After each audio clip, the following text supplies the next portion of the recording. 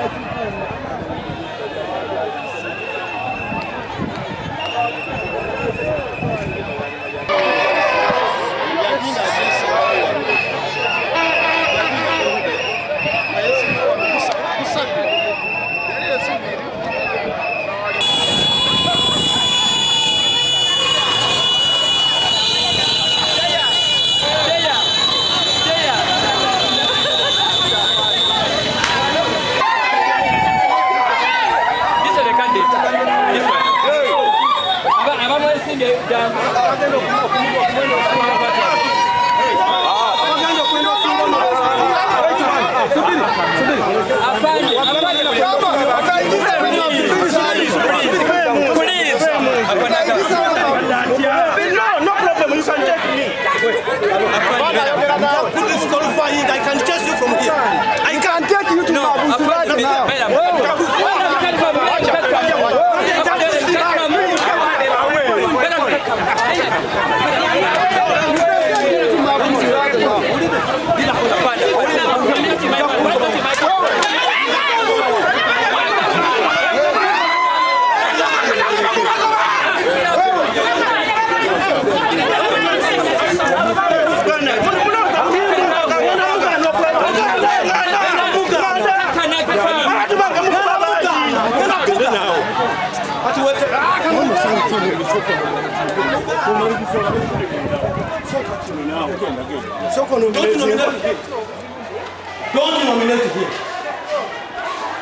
Don't nominate him. Wesebo. Sikuganye kuita. Tunatumia ungalira kubana ati. Kubana wachokufanya. Kwa mauli. Cheya soko tu. Gamba abantu bo baberene mpisa. Wenda ko uliza. Wenda ko umuntu. Obango candidate. Wenda gamba abantu bane tuberene mpisa. Never misbehaving.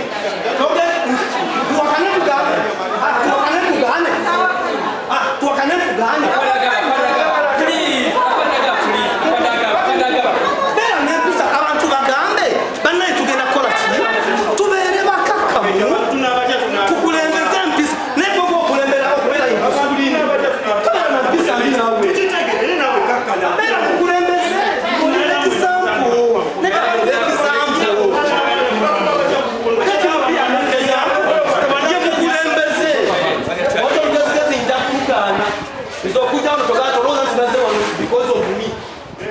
I have a reason and a mandate to stop it.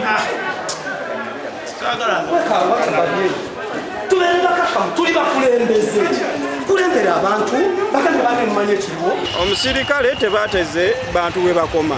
Abawagizi bange nzize nabo abasirikale batandise kusiwuka mpisa kukuba abawagizi bange kutuuka kubajja mu maaso. Abawagizi bange tebayina muggo bazze buzzi kumpagira kumperekerako. Naye abawagizi bange bakoze eki babagize eki babakubye emigo.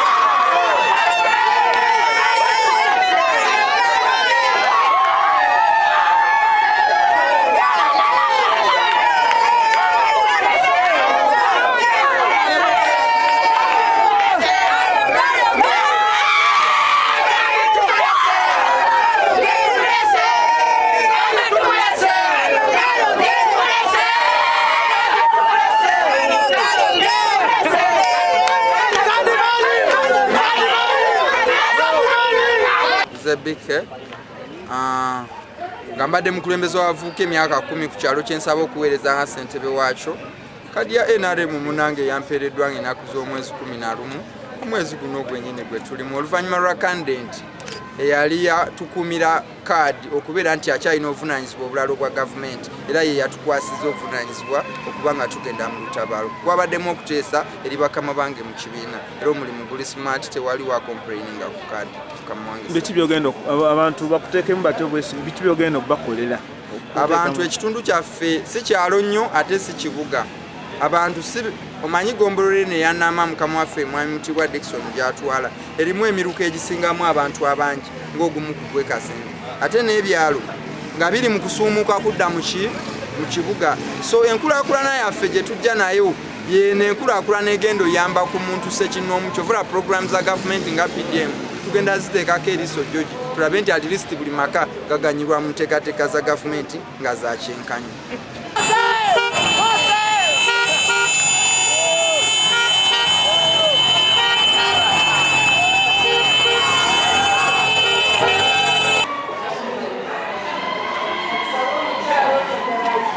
Okusookera ddala nze Kambugu Habert ndi mutuuze ku kyalo Wakiso kisangibwa mu luka gw'ebulika mu Gombolole y'e Nama Mukono North Constituency. Nzize okuvuganya ku kifo ky'obwa ssentebe bwerusi wano obw'ekyalo ekyo era tukakasa nti neeteeseteese kubanga mbadde muwandiisi ku lukiiko lw'abassentebe ababaddeko era bonna bwe baawumudde ne bakkiriza mbeere akwata engabo. Biki byotandikirako? Kyentandikirako ddala kwe kugatta abavubuka kubanga ndaba ng'ekizibu kye tulina ky'abavubuka engeri Wakiso gy'eri ettawuni. Kati njagala nnyo abavubuka abo okubagatta nga bayingira oba nga bakola ebibiina tusobole okulaba nga tubayamba kubazimba.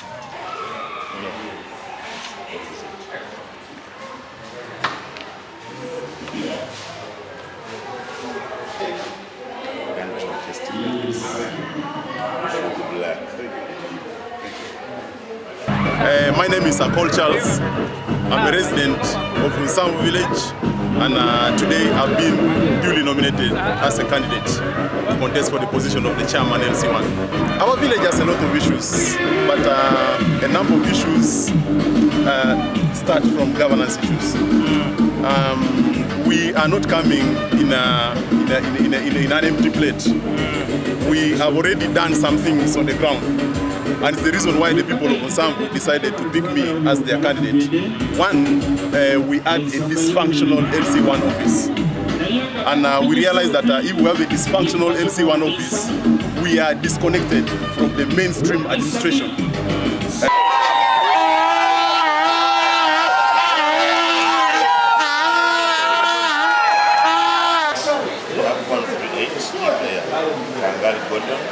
Duly nominated as a candidate for the selection. Amanya agogo mutanga abesente walutengule mulika parishi zizokuvuganya n'ababalala besimbeyo mu kifo kyabwa ssentebe walutengule RC1 ng'ensonga enkulu ezindeese ezikomezaawo kwongera kutereeza kwongera bukozi n'okusobolereza ku bantu balutengule bingi ebibadde bisongooza naddala ensonga z'ebyettaka kibataka kibaddewo era wange nsobodde